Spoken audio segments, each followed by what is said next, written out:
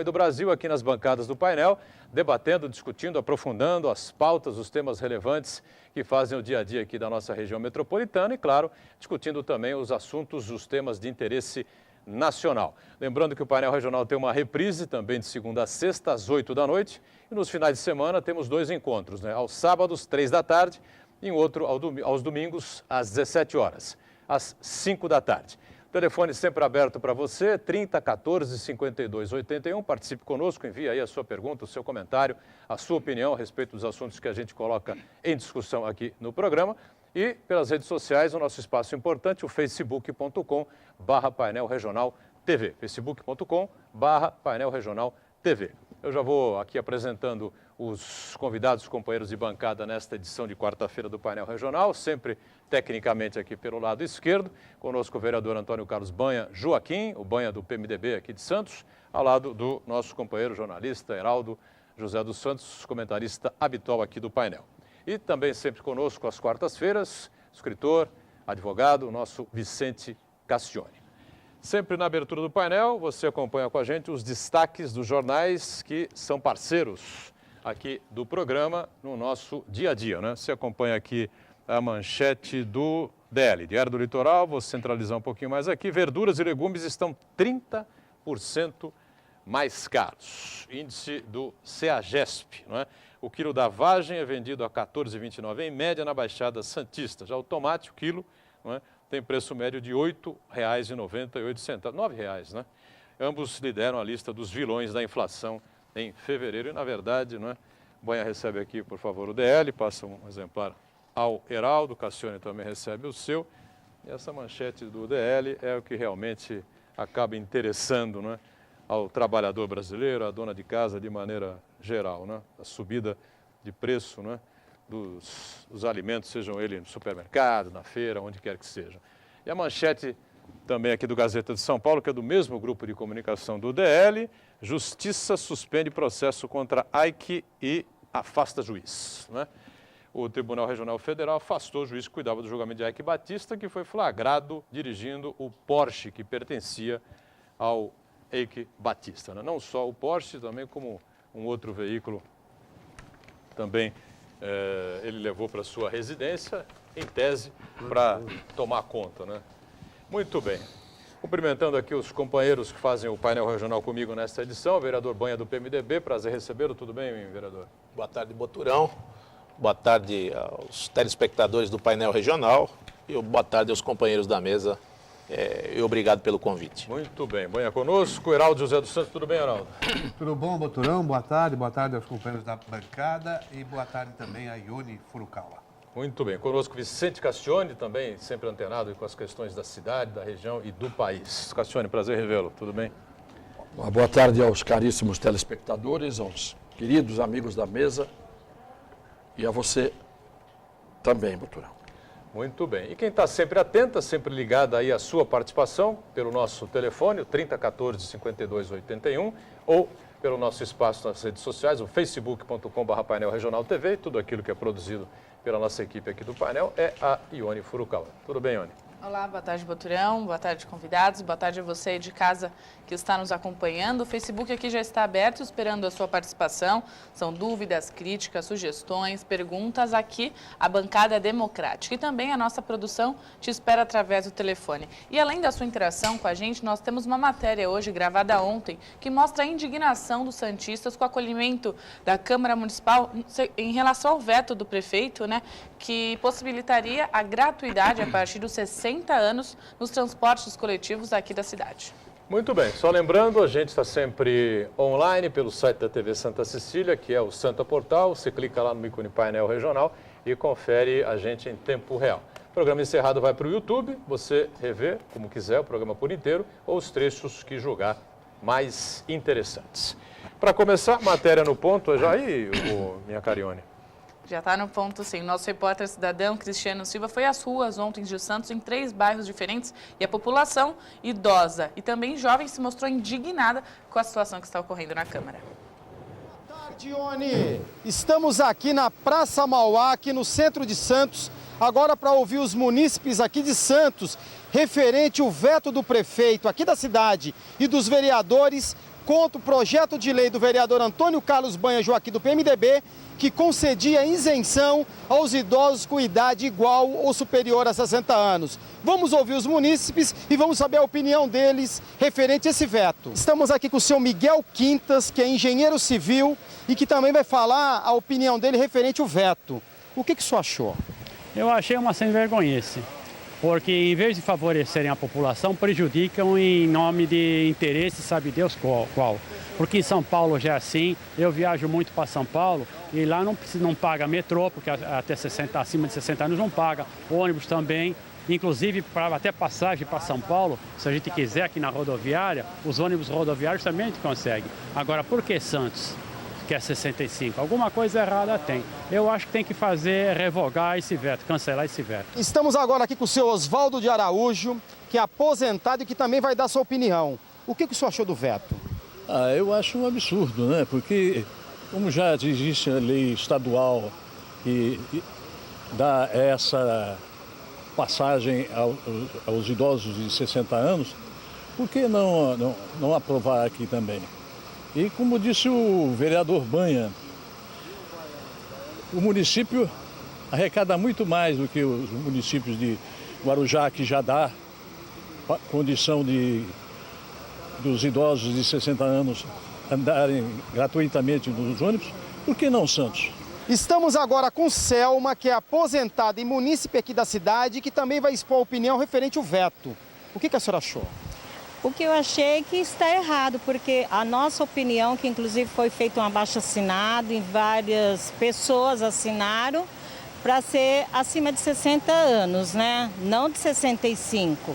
Inclusive hoje na feira lá do Marapé, vieram me cobrar isso aí, sobre o abaixo-assinado, porque a pessoa havia assinado. E eu falei, vamos aguardar o que vai acontecer, né? Esperar o nosso prefeito ver o que ele resolve. Porque a Piracicabana já está acima de 60 anos, só aqui que está esperando em 65. Estamos agora aqui no bairro da Ponta da Praia, aqui na Praça Maurício Fang. Canal 6. Canal 6, com o seu Edmilson, que é taxista e que também vai expor a opinião dele referente ao veto do prefeito. O que o senhor achou do veto?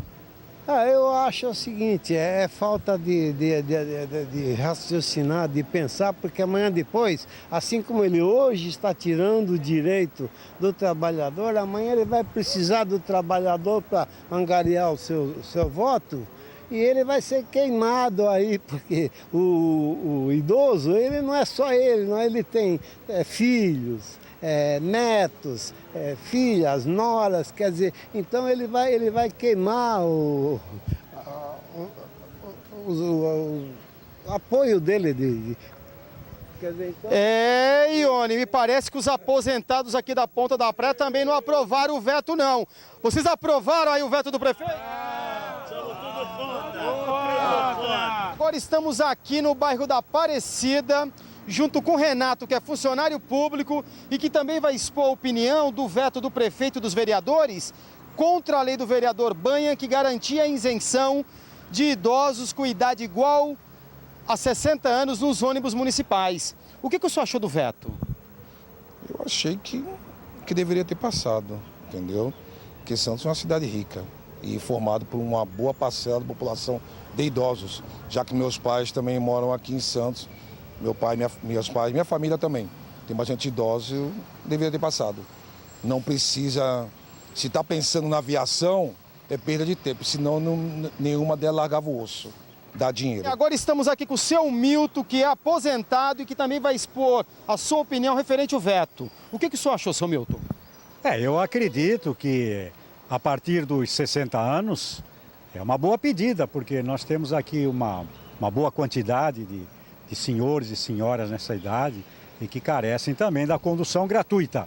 Então, a minha opinião é a partir de 60 anos. Continuamos aqui na Praça da Aparecida, agora com o seu Israel Ferreira, que é aposentado, carteiro e que também vai expressar a opinião referente ao veto. O que o senhor achou do veto do prefeito? Eu acho que o veto do prefeito não procede, porque a gente completa 60 anos de idade com direito, com todos os direitos que o governo federal dá pra gente. Agora acontece isso, eu acho que isso daí é contra o próprio regulamento do governo, né? Isso daí do Estatuto do Idoso. Tem o Estatuto do Idoso também que gera tudo isso daí, né? Boturão, então agora foi falado do Estatuto do Idoso, hein? Em falar em idoso, os idosos aí concordaram com o veto? Não. Boturão, então aqui, ó, não concordaram não. Imagens, Marcos Guerreiro, eu, repórter cidadão entristecido aqui da Praça Aparecida para o painel regional. É com você, Boturão. Muito bem, está aí o Cristiano Silva, nosso repórter cidadão, pelas ruas da cidade, entrevistando o pessoal da terceira idade, pessoal que tem mais de 60 anos, claro que não gostaram do veto e da mudança de voto lá dos vereadores da Câmara de Santos, o projeto de lei que é aqui do vereador Banha do PMDB. E aí, Vicente Cassione, começo com você aí, alguma coisa a dizer? Eu acho que, eu até gostaria de falar, mas eu gostaria que o Banha começasse para explicar exatamente, dando mais informação sobre a história do veto e da não derrubada do veto por parte da Câmara. Eu acho que deveria começar o Banha falando. Pois não, vereador. Nós apresentamos esse projeto há muito que se busca, há muito que se reclama, principalmente a não aplicação do Estatuto do Idoso na nossa cidade, e Santos sempre foi vanguarda. Todas as políticas a nível estadual, a nível nacional, elas surtiram efeito de Santos para fora. E a gente acompanha isso aí, desde que fomos impossibilitados, Cassione, nos idos de 97, quando Beto Mansur assumiu a Prefeitura de Santos, tudo passava na Câmara, inclusive a discussão do aumento das tarifas, as planilhas. Isso foi feito no governo Justo, foi feito no governo Thelma, no governo Gavi. Quando chegou no governo do Beto, conseguiram uma liminar através do doutor Aloysio Álvares Cruz, o desembargador falecido, era o secretário de Assuntos Jurídicos, e dizia que a Câmara não tinha competência para legislar sobre o transporte coletivo. E ficou aquela briga, se fez o contrato é com esta empresa que aí está, a Piracicabana, já se passou uma vez, duas vezes, a segunda licitação. Agora estamos em caráter de emergência, porque já tem uma licitação que se avizinha nos próximos 2 meses, e o time é agora. O time de tentar mudar, até o time de colocar.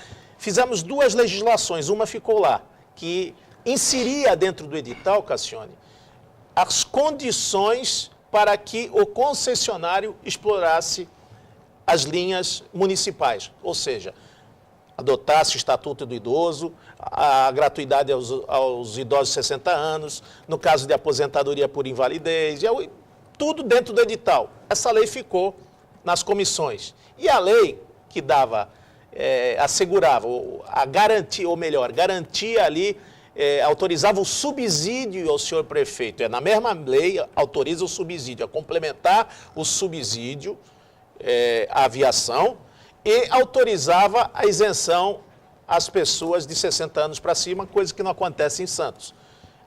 Nós votamos por 2 vezes, unanimidade, foi levado ao gabinete do seu prefeito olhou, encaminhou, voltou para a Câmara e disse, não, vou vetar.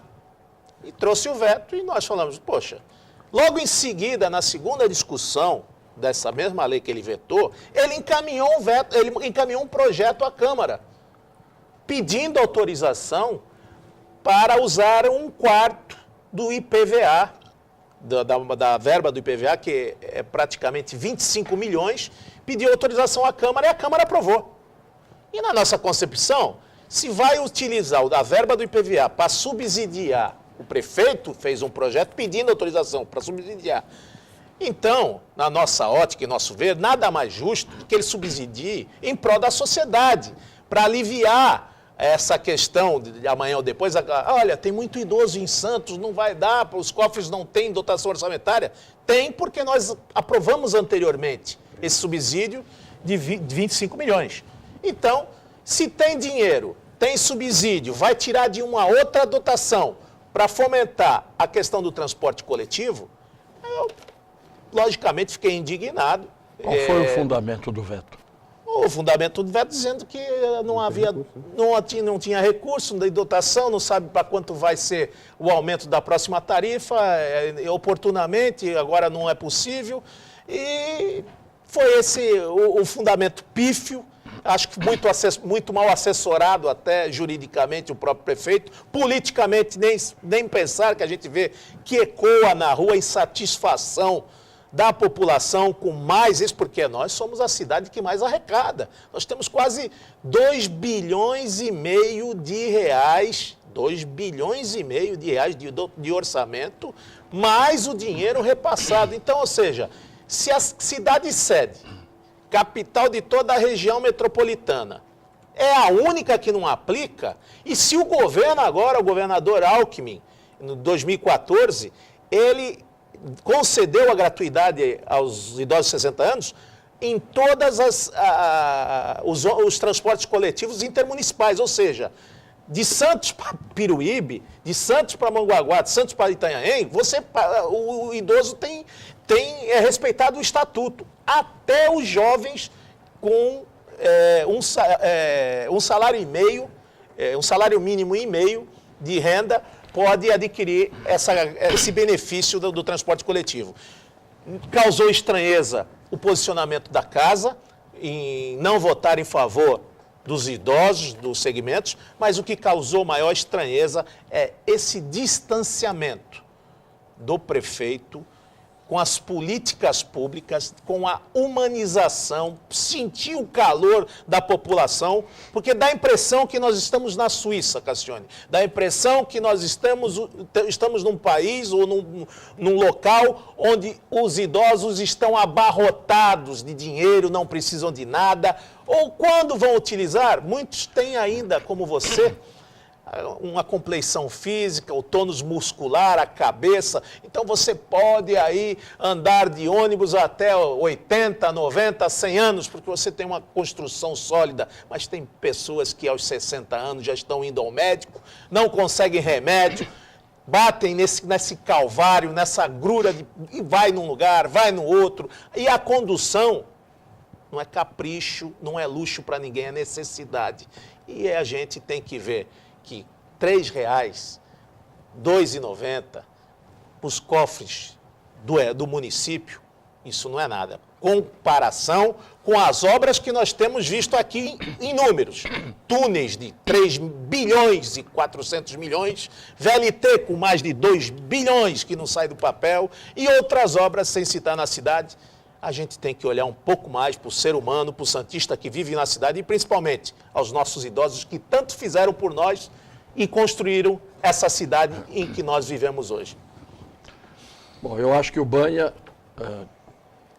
com calma, com serenidade, disse, sem correção nenhuma a ser feita, o que deveria ser dito. Em primeiro lugar, é preciso que se diga que quem tem 60 anos de idade, não interessa se ele está bem, mais ou menos ou mal de saúde. O que interessa é que quem tem 60 anos de idade viveu o suficiente para ter, não regalias, mas compensações. O homem de 60 anos pode estar, sim, em condição precária de saúde, e não é porque alguém de 70 ou de 80 tem saúde que isso seja a regra, não é. A regra não é essa. Em segundo lugar, se todos os espectros concedem ao idoso de 60 anos esse benefício, essa oportunidade justa, não tem cabimento que em algum lugar seja assim e em outro não seja. O que eu não consigo entender é que na política muitas coisas são feitas com o interesse eleitoral. Indiscutivelmente, muitas coisas são feitas com o interesse eleitoral. E o que eu não consigo entender é que uma medida dessa, do ponto de vista eleitoral, para não se falar do interesse público e da justiça da medida, algo que é do interesse público e que é justo, e ainda por cima, pega bem, para dizer o português claro, eleitoralmente, sofra um veto. Eu não consigo entender. Porque esse veto é uma granada que fica sem pino até o momento da eleição. E no momento da eleição, todas as granadas sem pino que aqueles que têm mandato vão deixando no caminho explodem. E isso vale para a Câmara Municipal de Santos, para os vereadores que não vetaram o veto, quer dizer, que acolheram o veto. Eu acho que o prefeito Paulo Alexandre, neste caso, deve ter sido muito mal aconselhado. E eu não sei se todos os que estão ali são bons conselheiros. Não sei se os que estão ali são bons conselheiros. Às vezes é melhor você ouvir um inimigo do que o amigo que leva você para o buraco. Não é? Às vezes as amizades são mais realistas do que o rei. Eu tenho a impressão que o prefeito Paulo Alexandre vai acabar cedendo, num caso como este, não apenas porque há um clamor popular nesse sentido, mas porque a medida é justa. E aquela história de dizer que a cidade de Santos tem muitos idosos, é a cidade que tem mais idosos no Brasil, isto é mais uma razão para que a cidade de Santos atenda a sua população, que é majoritariamente composta por idosos. Porque se a cidade de Santos fosse majoritariamente composta por jovens sarados, esse problema não estaria acontecendo. Então, eu acho que é preciso, às vezes, ouvir quem comanda, quem manda, tem que ouvir os assessores. Assessor é para isso. Mas assessor, antes de tudo, é para dar bom conselho. E não para colocar o comandante no beco sem saída ou no mato sem cachorro. Vamos fazer nosso primeiro intervalo, voltamos na sequência com a participação também do Heraldo, né? E já algumas participações via telefone, via Facebook também, em instantes.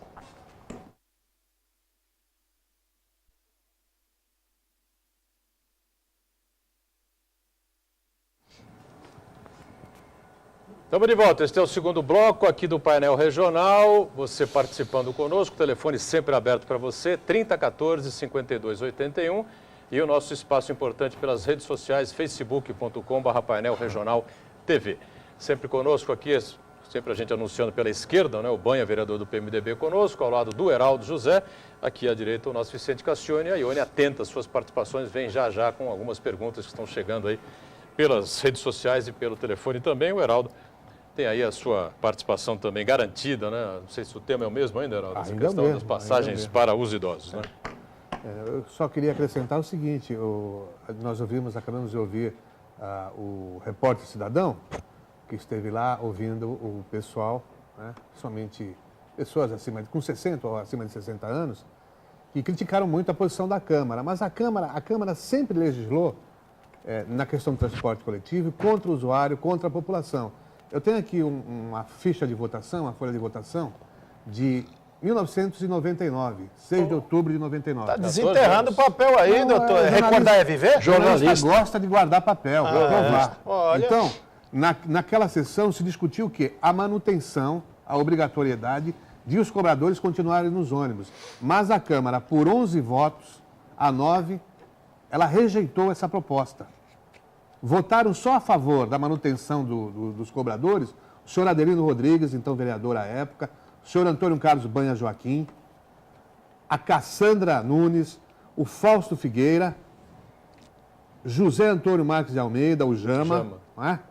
Marinaldo Mongon, Marivaldo Ágio, Noé de Carvalho, vereador já falecido, e a Sueli Morgado da Silva. E votaram contra o senhor Mantovani Calejon. Foram vários até, muitos votos a favor da manutenção. Até. 9 votos. Não. E 11 contra. O Mantovani, Fausto Lopes, João Carlos Vieira, José Lascani, Manuel Constantino dos Santos, Manuel Messias dos Santos, Marcos de Rosas, Martinho Leonardo Filho, Odair Gonzalez, Paulo Gomes Barbosa, o ex-prefeito, já falecido, pai do atual prefeito, e o senhor Sérgio Bonavides. Houve uma abstenção na época, sempre tem uma abstenção, alguém que foge, né? Que era o vereador na época, Thomas Soderberg. Quer dizer que 9 votaram a favor 9 da votaram manutenção, a favor da manutenção dos cobradores e 11 contrários. Né? E eu tenho falado também insistentemente aqui que a Câmara também não fiscaliza. Eu trago aqui a concorrência de 1998, que naquela época, professor Cassione, previa o edital. O edital é um instrumento convocatório, é lei. Né? Então ficava estimado 77 veículos, 70 ônibus e 7 trólebus. Aí no 12º mês da vigência da permissão, a empresa permissionária teria que adquirir obrigatoriamente 15 trólebus novos.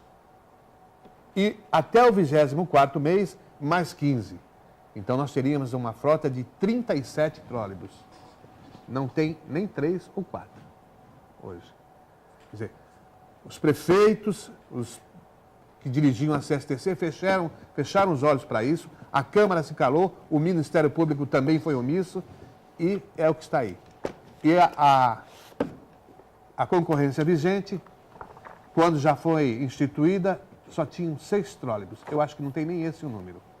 E na época, lá atrás também, E você sabe se porque, determinou... Você sabe por que tem os 6 trólebus? Só um minutinho, só, Banha. Porque teve um termo de ajustamento de conduta. Exatamente. Feito uma denúncia do senhor falecido, historiador, Valdir Rueda. E eles lá no interior, não foi? Isso, e alegava, uma fazenda, não foi fazenda. cumprido porque todas as vias aéreas estavam parece, sucateadas. E aí o promotor de justiça, que acho que ainda está aí, o doutor Dauri, fez que aquilo se tornasse um patrimônio histórico e que se, pelo menos, mantivesse as linhas que aí estão andando. Acho que se tiver 4, 5 ou 6 trólebus é muito trólebus. Mas a empresa também era obrigada a refazer a linha. A refazer a linha. E promover a manutenção. Isso mesmo. E tinha também a obrigatoriedade, senhor Banha, de ter 65 ônibus adaptados para o transporte de pessoas com deficiência de mobilidade. Já naquele tempo. 65. Naquele tempo. 60, não. Já em 99? Não troca. Isso. E já em 99. Já naquele tempo. Eu acho que se tiver 60% da frota adaptada. Foi. Para pessoas com deficiência. Exatamente. Isso só veio acontecer mais tarde. Isso estava bem no mais tarde. edital. Está no edital. Tá no edital. Isso só veio acontecer bem mais tarde. Só veio acontecer quando, do primeiro dia do prefeito Paulo Alexandre, que começou a ser feita uma cobrança mais forte, onde a aviação gritava já naquele momento que queria aumento da tarifa, aí foi se aplicando, foi o período, nesses 2 anos, que essa empresa, na sua história, levou o maior número de multa. Porque não tinha o ônibus, não tinha tudo aquilo que foi determinado dentro desse contrato, e aí foi se cobrando. Acho que foi uma maneira do próprio governo ganhar tempo com relação a esse aumento da tarifa, mas só que até agora eles continuam pedindo aumento da tarifa e os ônibus ainda não atingiram esse percentual de acessibilidade, do ar-condicionado e das melhorias que se pedem aí dentro desse contrato. E o mais grave é que tinha também a empresa obrigada a fazer um repasse para a CSTC a título de administração das linhas. E no governo do João Paulo Papa, esse percentual foi reduzido. Quer dizer, então, desse jeito nunca nós vamos ter um transporte de qualidade e nunca a população que se utiliza de ônibus vai ter um transporte realmente de qualidade. Muito bem. Ione, participações aí com a gente, não? Pergunta da Carmen Silva. Vereador, tenho 62 anos e quero parabenizar a sua iniciativa para apresentar uma lei como essa e lutar pela terceira idade. O que pode ser feito agora, já que boa parte da população santista é idosa? Hoje, a Câmara não pode apresentar um outro projeto similar, tendo esse sendo rejeitado. Então, só no próximo ano, eu posso tentar voltar com esse projeto, tentar sensibilizar. Mas o prefeito, a qualquer hora e a qualquer instante, basta a vontade política, e quando quer faz. Quando quer faz. Ele, nessa licitação nova que está por vir, ele fala assim, não, vou fazer aqui uma meia-culpa, realmente está errado, está equivocado, e não há nenhum desmerecimento, nenhum desmérito a ele, pelo contrário, ele vai rever os seus conceitos e vai falar assim, não, nesse contrato eu quero que seja facultado aos idosos de 60 anos a gratuidade. É a única saída no momento, né? Eu acho que ele deve fazer isso, porque se tem uma licitação para ser apresentada agora, a regra do jogo tem que ser nova e se a gente faz uma crítica que realmente, nesse caso, houve um erro, o único que ainda enfrentou razoavelmente a Piracicabana até agora foi ele. É verdade. Porque nos últimos tempos, nas últimas histórias de prefeitos aqui, a Piracicabana pintou e bordou e fez o que quis. Então eu acho que agora o Paulo, nesta próxima licitação, porque é evidente que o clamor é no sentido de que isso deve ser feito, e ele também tem o interesse, ele é político, deverá fazer. Se não fez agora, mas isso não tira o mérito do Banha, porque quem levantou a questão e fez a proposta que deveria ser feita foi o vereador Banha.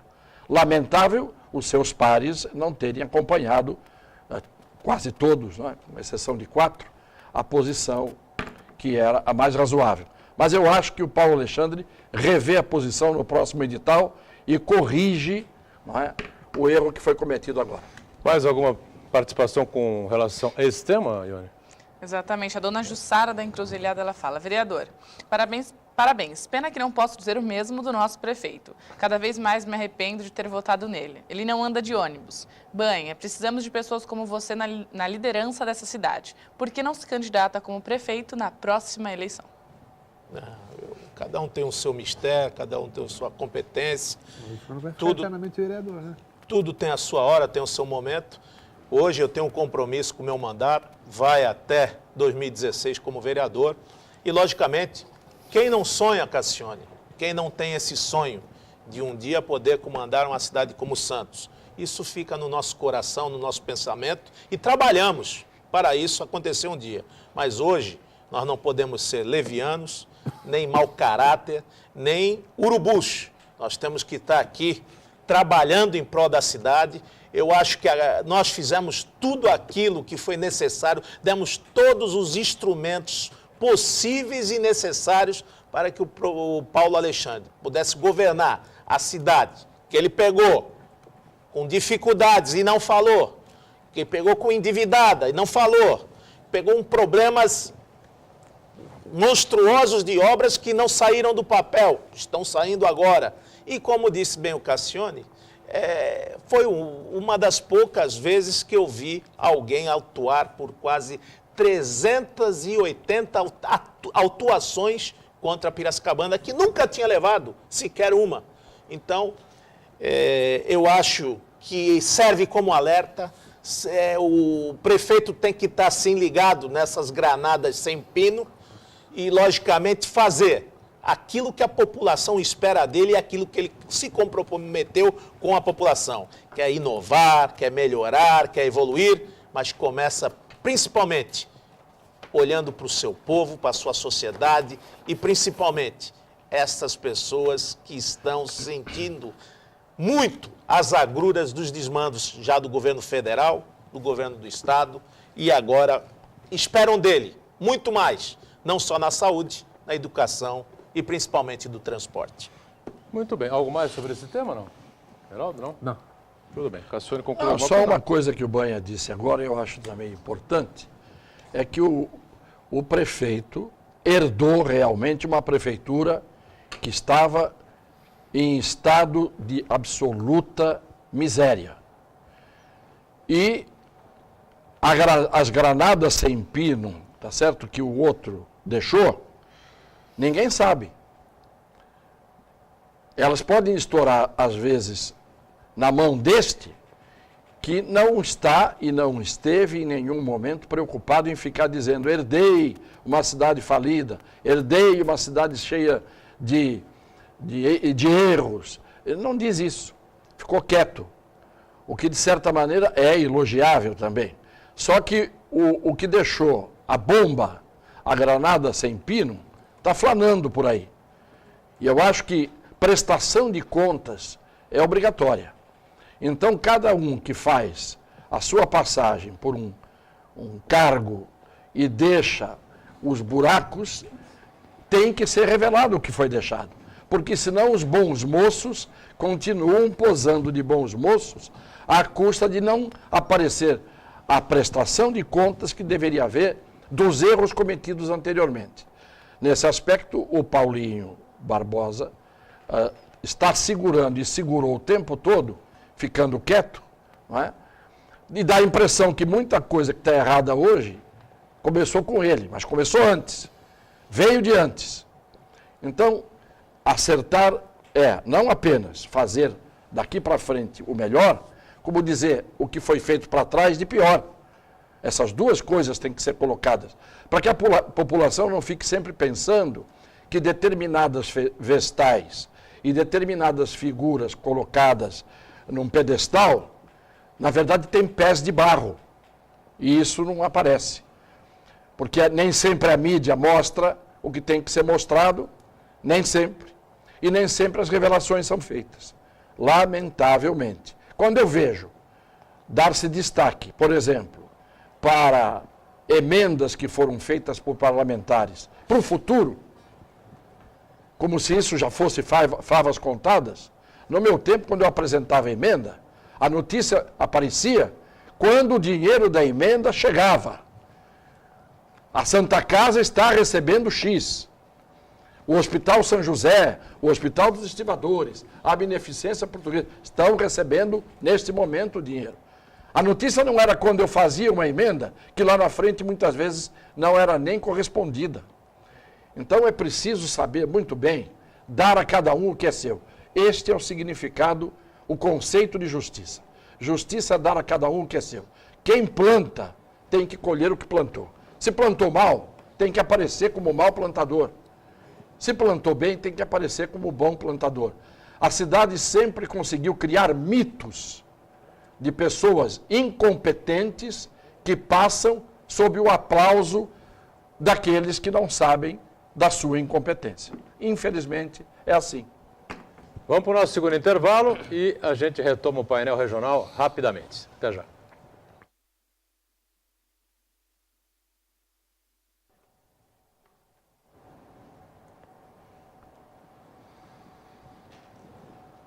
Muito bem, terceiro e último bloco aqui do painel regional. Eu estou acompanhado aqui do vereador Banha do PMDB de Santos, do Heraldo José, do nosso Vicente Castione e a Ione acompanhando aí a sua participação pelo telefone e pelas redes sociais, né? E o assunto, não é que o tema que aflige a todos no momento, especialmente 60, os 50, sei lá quantos parlamentares, governadores, ex-governadores, ex-deputados, ex-senadores, enfim, a gente não sabe exatamente, não é? Diz respeito ao Supremo, né? O STF que recebeu a lista do Procurador-Geral da República, Rodrigo Janot, com os nomes dos políticos envolvidos nesta famosa operação Lava Jato. Castione, Banha, Heraldo, e aí? O Supremo vai liberar os nomes, vai liberar essa lista, não vai? Já há uma controvérsia, né, professor Castione? Porque alguns têm o fórum privilegiado, que são os políticos, mas nessa lista parece com mandato, que... né? É, com mandato. Porque nessa lista já tem gente que não tem mandato, tem funcionário. Acho que não deu tempo hábil para o Janot preparar tudo como deve ser preparado, ou foi num afogadilho rápido, porque tem prazo, e já está se questionando se este ou aquele integrante dessa lista tem que sair da lista ou tem que se juntar àquele bloco dos empresários que estão sendo angariados aí às suas oitivas. Há uma coisa inaceitável, algumas coisas inaceitáveis que são. Primeiro, quando você divulga alguns nomes dentro de um processo de investigação, você não pode fazer uma seleção. Alguns nomes aparecem, outros nomes ficam sob sigilo. Isso é a primeira coisa absurda. Segundo, se estava pronto o processo investigativo do Ministério Público, feito por 12 procuradores em Brasília e mais 10 em Curitiba, não havia por que requerer-se abertura de inquérito policial. Por quê? Porque o processo pode ser aberto pelo Ministério Público sem haver inquérito nenhum. A lei diz claramente que, diante de fatos apurados, O Ministério Público pode oferecer a denúncia, que é a peça que abre um processo criminal, ele já pode fazer isso normalmente. Não precisa de inquérito. Bom, surpresa. Tudo parecia que ia virar denúncia, virou pedido de abertura de inquérito. Segundo, demorou muito, depois de as coisas estarem prontas, para a entrega desse documento ao Supremo Tribunal Federal. Nesse intervalo, nesta demora, muita gente conversou com muita gente. O Ministério Público conversou, o Janot conversou, o Ministério da Justiça conversou, houve um corre-corre para cá e para lá, quando, na verdade, não tem que ter isso. Quando é um Zé Ninguém, o nome dele sai no primeiro dia divulgado com nome, cara, fotografia, tudo isso. São os políticos, a coisa foi enrolando. Agora foi para o Teori Zavascki, que é o ministro relator do Supremo. E o ministro Teori Zavascki é que vai decidir se quebra ou não quebra o sigilo. E se determina ou não determina a abertura de inquérito que a Procuradoria-Geral da República requereu. Por que é um ministro só que decide isso? Porque ele é o relator. Ah, porque caiu como relator. Ele é o relator. O que não dá para entender, repito, primeiro, é a demora para entregar o documento, o sigilo em torno de alguns nomes, outros nomes não estão sob sigilo, vieram à tona. Se há uma delação premiada, primeira coisa que o telespectador tem que entender, a delação premiada não é apenas alguém dizer, eu vou delatar e eu vou acusar pessoas, eu vou entregar criminosos. Não. A delação premiada só funciona quando o delator apresenta provas da delação que ele está fazendo. Logo, se esses delatores já estão ganhando a liberdade, porque delataram, e já estão com o acerto de suas penas, já reduzido esse acerto, né, as penas reduzidas nesse acerto, então não há porquê se duvidar do conteúdo verossímil das delações. Portanto, se as delações são válidas, têm consistência, você não precisa investigar mais nada. Esse tempo todo foi para investigar.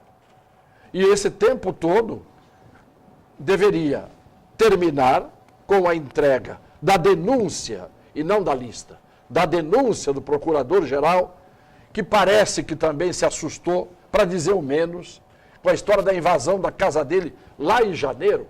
Por que ele não disse em janeiro que a casa dele tinha sido invadida? E que invasão é essa? Que as pessoas entraram na casa vazia, saíram da casa vazia e não fizeram coisa nenhuma. Não levaram nada, nem a arma que ele tinha lá. Então, as coisas estão me cheirando mal. E por que isso deve estar acontecendo? Agora é palpite, é opinião. Não é opinião leviana, mas é uma opinião que não tem base, senão na intuição, no faro que a gente tem. É que deve ter muita gente de todos os times que jogam na política brasileira. Os times que você se refere são os partidos. Claro, entendeu? Quando você tem uma coisa que é só contra o Santos Futebol Clube, o Corinthians, São Paulo, Palmeiras, o Grêmio Internacional vão em cima. Mas quando você tem no Grêmio, no Santos, no Corinthians, no Palmeiras, no ABC de Natal, aí todo mundo diz assim, escuta, vai sobrar para mim, mas vai sobrar para você. Vai parar o Campeonato Brasileiro. Então, para não sobrar para ninguém, vamos levar o andor devagar, porque o santo é de barro. Isso é um palpite que eu estou colocando aqui. Mas que meu palpite tem base na lógica e naquilo que a gente já conhece deste Brasil, que eu costumo dizer que já acabou. Então, professor, o que se pergunta muito, e a gente tem acompanhado alguns cientistas políticos aí dos canais de televisão mais nobres, e que fazem aí uma confusão na cabeça da população que nos cobra. Essa delação premiada, com esse acordo de leniência, não entra em choque em algum momento? O cidadão vai fazer um acordo de leniência com o governo. E a delação premiada que é facultado ao réu.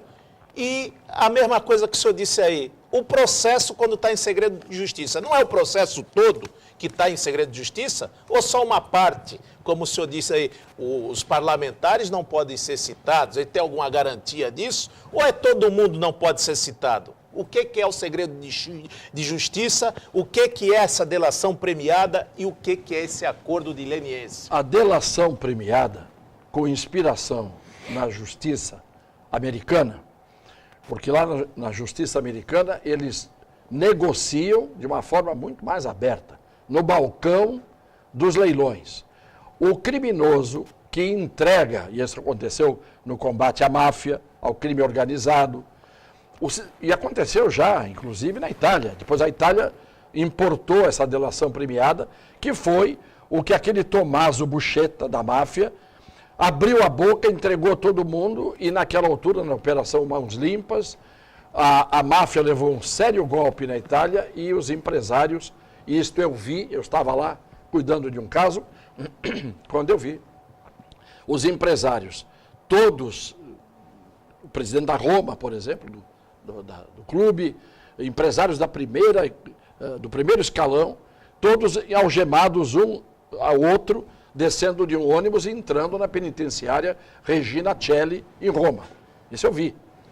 Então, o que a gente vê? A delação premiada é, de certa maneira, um acordo mais ou menos imoral que o Estado faz, dizendo, olha, você teria que pegar 20 anos pelo crime que você cometeu. Nós pegamos você e você vai levar 20 anos.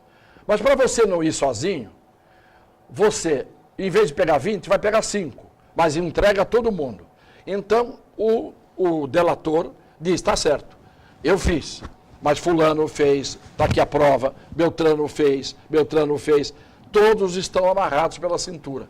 Então, o delator recebe um prêmio por ter entregue e desbaratado toda a quadrilha e todos os envolvidos no crime.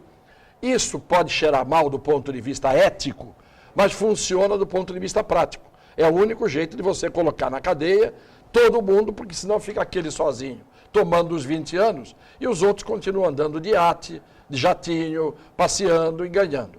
O que aconteceu no Mensalão, né? Com o... Exatamente. Como é que chama ele, meu Deus do céu? O operador do Mensalão. O Marcos Valério. Marcos Valério. Agora, o que está acontecendo nesse caso? Os delatores apresentaram nomes. E não basta eles apresentarem nomes. Eles têm que apresentar nomes e provas para a delação funcionar. Se a delação já funcionou para vários deles, já reconheceram que eles fizeram uma delação válida e com nomes e com provas, não tem mais que discutir, não tem que investigar mais nada. A investigação está feita e o resultado já está apurado. Por isso é que eu estou dizendo que isso me cheirou a um recuo, ao senta que o leão é manso, porque vai pegar muita gente e não vai sobrar ninguém. Figurões de todos os partidos e gente de todos os escalões. É esse o problema que me parece que está acontecendo. Este procurador deu uma recuada. E, acima de tudo, veio com essa história. Imagina se o ministro da Justiça tem que chegar para o Procurador-Geral da República e dizer, olha, toma cuidado com a sua segurança, hein? Isso é uma ameaça. É evidente, mas é evidente que o ministro da Justiça, ao dizer para o Procurador-Geral Eduardo Cardoso, dizer, tome cuidado com a sua segurança, ele está claramente dizendo que ele tem a Polícia Federal na mão. Ele é o chefe da Polícia Federal. Está constrangendo o procurador. Está constrangendo. E aí o procurador fala, invadiram a minha casa lá atrás, em janeiro. E ele não tinha dito na altura nada. E ele já estava com a mão na massa. Então, eu estou vendo com uma certa desconfiança o que está acontecendo. Porque agora começam a vazar nomes. E vai vazar mesmo, sabe por quê?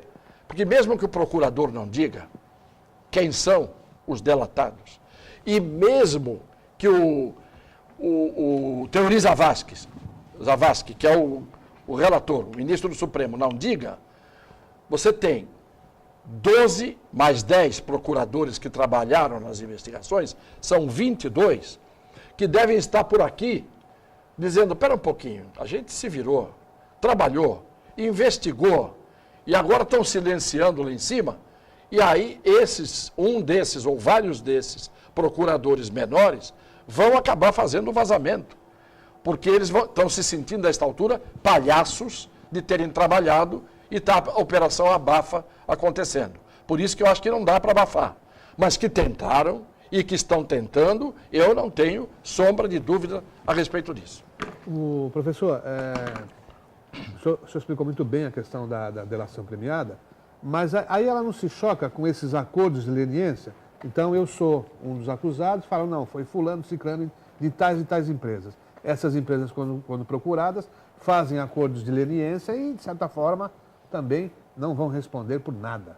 Não, porque o que aconteceu, o mais absurdo, é que levantou-se a tese de que na hora em que você pune a Odebrecht, a Camargo Correia, a não sei o quê, as grandes empresas do Brasil que fazem todas as obras, fazem, em tese, todas as obras importantes do Brasil, as inacabadas principalmente e as que não têm fim, também elas.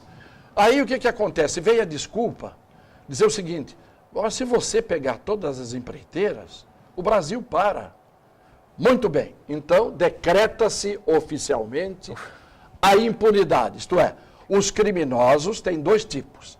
O criminoso que você não pode mexer com ele, porque para o Brasil, e eles podem continuar cometendo o crime, e os criminosos, os pés de chinelo, que esses é que sofrem as consequências. A ponto de o Jacques Wagner, ministro Jacques Wagner, da defesa, né? Chegar anteontem e dizer o seguinte, essa história de divulgar a lista, essa história de pegar as empreiteiras, isso cria uma turbulência. Meu Deus do céu. Então, você investigar no Brasil e pegar criminosos, bandidos e corruptos, cria turbulência. Então, nós estamos oficializando que a corrupção tem que continuar para não haver turbulência. Agora, o que deveria haver no Brasil e que causaria turbulência era a corrupção, era a falta de saúde, era a falta de escolas, era a violência, a crise na segurança pública. Isso é que deveria causar a turbulência. E não causar turbulência a impunidade que você quer pôr desses corruptos todos. O acordo de leniência, eu até concordo que exista. Até concordo. Não importa, porque daqui para frente o Brasil poderia tentar um novo caminho. Tudo bem, as empresas pagam milhões, as empresas trabalham de graça, as empresas cortam os seus ganhos, os seus orçamentos pela metade para se regenerar. Tá certo? Como acontece com o criminoso comum. O criminoso comum tem a reabilitação dele. Depois dele cumprir a pena, paga a multa. Ele paga a multa, paga a pena e ele tem a reabilitação dele. Não é? As empresas teriam que ter o mesmo caminho, mas elas mandam no Brasil. Muito bem, com a fala do Vicente Cassione, estamos fechando aqui mais uma edição do Painel Regional, agradecendo sempre aqui ao Banha, vereador do PMDB aqui de Santos, sempre conosco, como o nosso Heraldo também, o próprio Vicente Cassione e a Ione atenta à sua participação. Estamos sempre juntos de segunda a sexta, o programa é ao vivo, 1h30 da tarde, reprise 8 da noite. Nos finais de semana, a gente tem uma edição no sábado, 3 da tarde, e uma outra aos domingos, né? Às 5 da tarde. Obrigado.